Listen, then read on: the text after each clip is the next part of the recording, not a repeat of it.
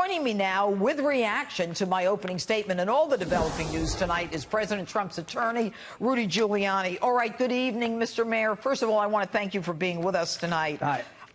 Okay, so pleasure, today Judge.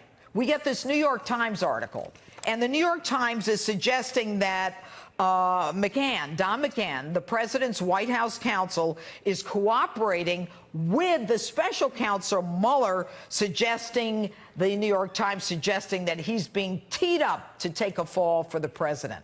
What do you think of this? Well, I think you're right that the article could sound that way, but the reality is that the president encouraged all the people who testified to tell the truth, to take as long as they needed to do that. And as long as they did, they'll have no problem with the president or us. And we have no reason to believe that Don McGahn didn't do that. And as John Dowd, who was the president's lawyer at the time, said today loudly and clearly, right. Don McGahn was the strongest witness for the president, meaning he completely gave testimony that said that the president didn't do anything wrong. Which the president didn't do. He didn't do anything wrong. But who would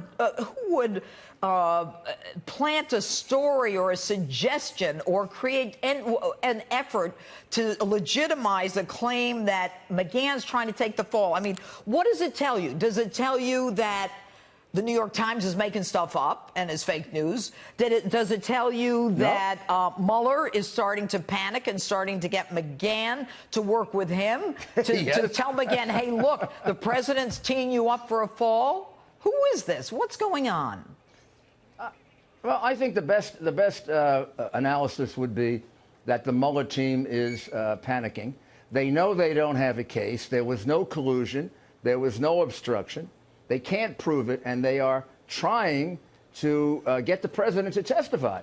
And they're hoping that if they put out a story like this, in which they suggest that McGahn is cooperating against him, but don't say it, they don't say that he'll want to come in and explain himself. Now, the president wants to testify. The president wants to be open and transparent. Otherwise, he wouldn't have encouraged 30 witnesses, including McGahn, to testify. He wouldn't have turned over 1.4 million documents. He wouldn't have not exerted executive privilege as he did if he didn't believe that he didn't do anything wrong.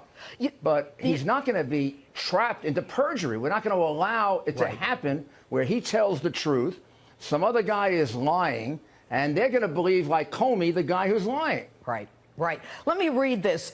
This is a McGahn statement from White House counsel McGahn. President Trump, through counsel, declined to assert any privilege over Mr. McGahn's testimony. So Mr. McGahn answered special counsel team's questions fulsomely and honestly, as any person interviewed by federal investigators must. So through his counsel, the personal attorney for Don McGahn, they make it clear that even the president said, you know what, Don, you go out there and testify. I don't have a problem with that. Absolutely true, Judge. The president had no problem with it. We have no problem with it if it took 1 day, 2 days, 3 days. I know how often lawyers repeat themselves, as you do, particularly if they want you to change your story, right? Yes. So I've sat through depositions that are 4 days long. They should have been a half hour. All right, let me ask you this, and then let's move on from that.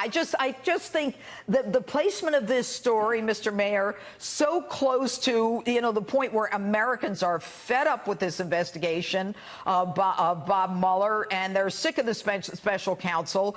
But I can't help but think that it may have some connection to the Manafort case.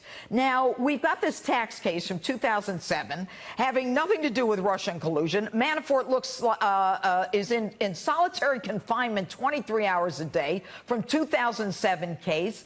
Do you think Mueller's panicking about the verdict in that case? Look, I don't know. I've heard rumors to that effect. I think they shouldn't. Whether Mr. Manafort is convicted or acquitted or hung jury, it's the same for our case. After all, we're not part of it. I do think, like the president does, that Mr. Manafort has been treated horribly. Oh. This is not a terrorist. This is not a killer.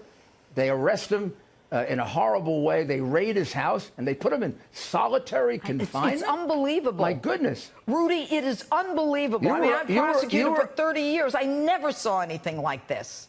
Never. But anyway, let me just... Go ahead. The only one I can remember I ever had put in solitary confinement was Carmine the Snake Persico, because he offered $400,000 to kill me, and I was insulted that it was so little money. I don't mean to laugh, but obviously that wasn't going to work. I wasn't worried about that. But I just think that they are pressing really hard right now that try to get Donald Trump to testify. And I think that there's a lot more psychology to this story than anything else. And when Mueller comes out, and I'll say it because maybe you can't, and he says, or one of his people says, we got 4 times more evidence in the next Manafort case, that tells me that they may be shaken a little.